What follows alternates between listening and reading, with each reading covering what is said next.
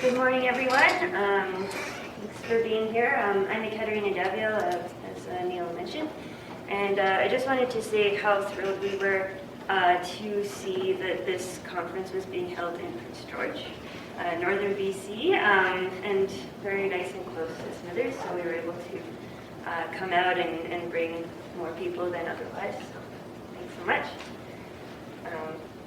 I will be sharing a little bit about the Northwest BC Infrastructure Mapping Project, which is one of the major mapping projects I'm currently working on. So just a quick outline, introduce Eclipse and the project, let's talk a little bit about software and data sources, go over some of the infrastructure spatial layers we're working with, a quick review of results, and then wrap up with some challenges and lessons learned.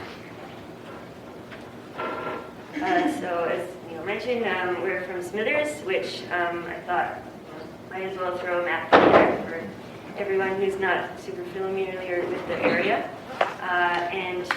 Smithers is located in the Skeena River watershed, which is one of the bigger salmon habitat areas in BC. Eclipse is also the home of the Augmented Reality Sandbox, which is currently set up in the library here. And if you missed Johanna's talk yesterday, we sort of put it together and are pretty thrilled to be able to bring it out here.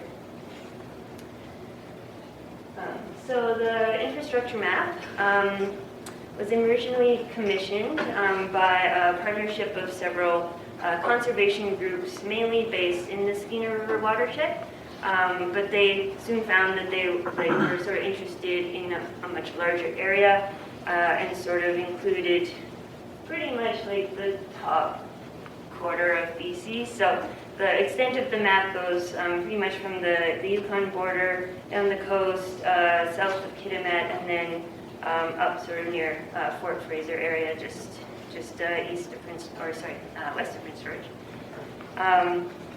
The original intent of the map was to be able to just quickly show at a glance where current and proposed development projects are located within this area of interest, and specifically to overlay that with salmon habitat. Some of these conservation groups were finding, like when a project proposal comes out, when an environmental assessment is released for comment, like it's often just looking at the one project, and they don't really show, what's around it, what other things could be going on. The intent of the map was really a communication tool as well as a quick reference, show what's going on, not really any analysis at this point. And the product we produced is a sort of big poster map about 2 feet by 3 feet. And it was originally produced by Eclipse in 2012. It's updated in 2014, and currently updating it this year in 2019, which is sort of what I'm focusing on today. I should also mention that for this update, we have been able to sort of partner with the Skeena Maps portal to make an online version of this map as well, which is pretty handy for people who want to sort of drill down into a smaller area, find out more specific information about what's being shown. But the printed map product is still quite high in demand, just because it is sort of a beautiful thing to put on your wall, and you can just show a much larger area than on a computer screen. So the original 2012 and 2014 versions were produced in Manifold. The 2019 version is under development in QGIS, which has led to just a bit of sort of reconfiguring and sort of finding new layers, which has been a bit of a challenge. The spatial layers are primarily sourced from the BC government through Data BC. Some layers we were able to bring forward from the Manifold projects. And the salmon presence stream layer was previously prepared by Eclipse for Skeena Wild Conservation Trust, and that was based on known fish observation point layer and this freshwater atlas, and that was to show sort of the connectivity of habitat is a lot more, it's easy to see and makes a lot more sense to have fish in a stream versus sort of in a point layer. The infrastructure spatial layers has been expanded through the versions. 2012, we showed roads, major roads, as well as forestry roads, development roads, forestry cut blocks, mines, transmission lines, and existing gas PNG pipeline. For the 2014 was sort of when LNG was really taking off in BC, so there were several pipeline proposals that got put through from Alberta, Peace River region, out towards the coast. So that was much more information for energy development. We also included additional mining infrastructure and wind power tenures. And now for the current version, we have all those layers, as well as adding major projects layer, which are currently under environmental assessment. And those include things that are currently under assessment and include sort of major hydro projects, as well as LNG refineries and tank storage facilities. We also included hydropower tenures, agricultural land tenures, and industrial work camps as additional infrastructure layers. So as you can see, it's possible to show you the results on this slide, but we do have the map, as well as the 2012 and 2014 versions, posted up in the Bentley Centers. So if you want to take a closer look, we encourage you to come by coffee and have a look. But we do sort of find that these maps do give a sense of the extent and location of potential impacts arising from current and proposed development, as well as you're able to see sort of the overlap between the different industries, which is often not shown anywhere else. Like, you know, if you're looking at mining layer, you see the mines, you don't see the nearby roads to cut blocks, power lines, etc. So it is, it does a really good job of showing sort of everything all at once.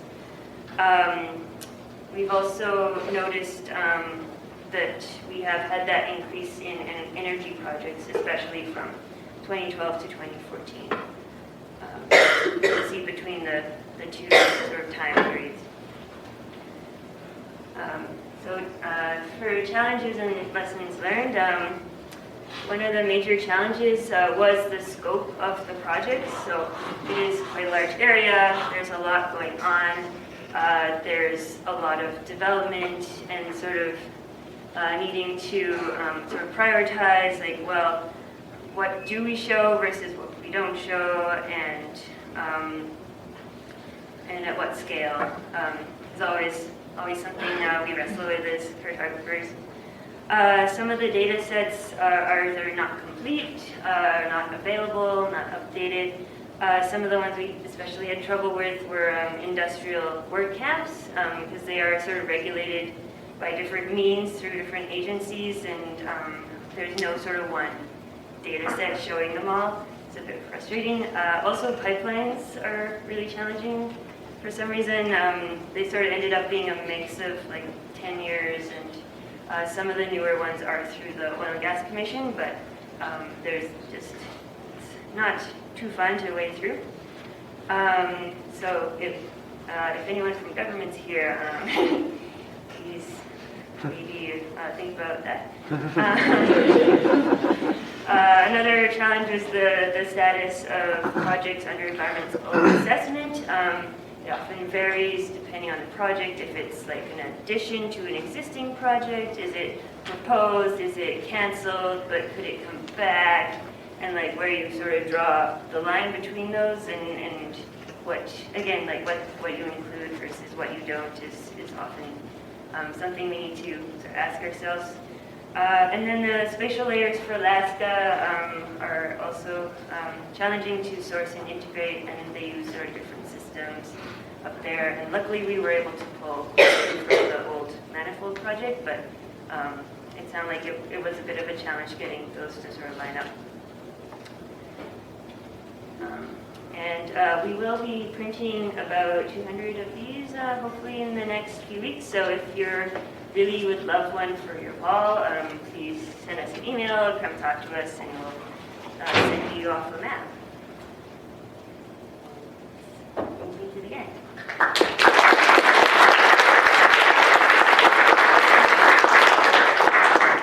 We have a few minutes now for questions, if there are any questions. Deciding to use QGIS versus Esri suits, doesn't that put you in an isolation of the rest of the GIS community, and especially exchanging data sources or data layers?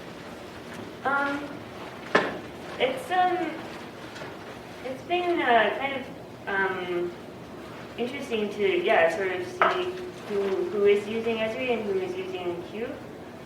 We're a sort of smaller company, so we have had finding the keeping up with the Esri licensing to be a bit of a challenge.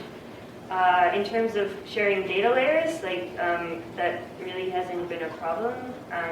We're using the same sort of shape files between both programs.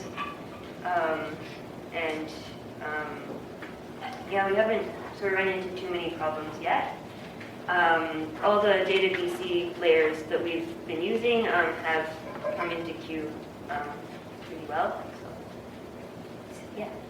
Have you looked into using cadastral data like ICIS data for pipeline right-of-ways or other right-of-ways? No, but It might be a good source. yeah. Just a comment on that, the ICIS, Shane, it costs a lot of money. Yeah. You have to be a utility of some sort of municipality to join the ICIS. It's not really available, unfortunately. Could you just put the slide back?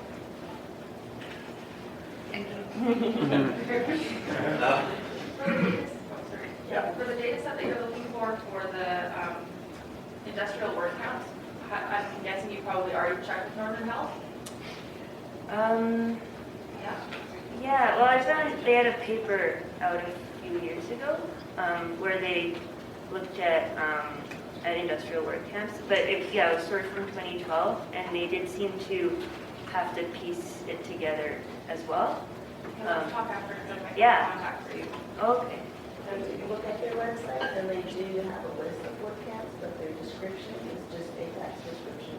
Oh, In there's terms no of how spatial many data. kilometers it is from certain main roads. Okay. Okay. Yeah. Question up the back. Is all of the labeling on the map done in QGIS? Yep. Yep, and it's been a bit fun as well. Since you commented on the government data, do you have a contact? Have you ever reached out to the provincial government and asked for some support with our data sets? So far, we just sent in one of the sort of survey on Data DC. They have like that form. So outside of data DC, I'm thinking of the guy out 4 people sitting in this room who probably could have answered questions about where would I find pipeline data. Yeah. Well, 5, including me. And they'd all be happy to help. Put your hands up. So now she has reached out. This is why we came. Well, in the interest, thank you so much for that very interesting